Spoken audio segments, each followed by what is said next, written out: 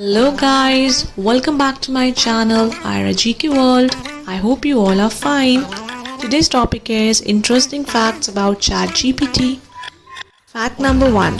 ChatGPT was launched in November 2022 by OpenAI and quickly gained over 1 million users in just 5 days.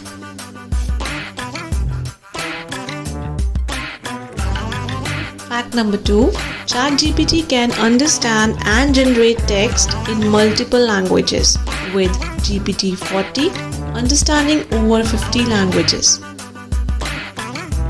Third one, ChatGPT is used for a wide range of tasks including answering questions, generating different creative text formats like poems and code, translating languages and assisting with writing emails or letters.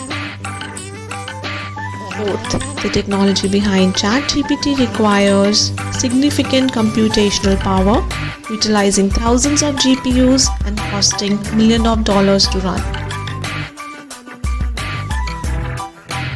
Fifth, the United States has the highest number of ChatGPT users, followed by India, indicating its global reach and adoption. Thank you so much guys for watching the video. I hope you have enjoyed this video. Don't forget to like, share, comment and subscribe. Stay tuned. Bye.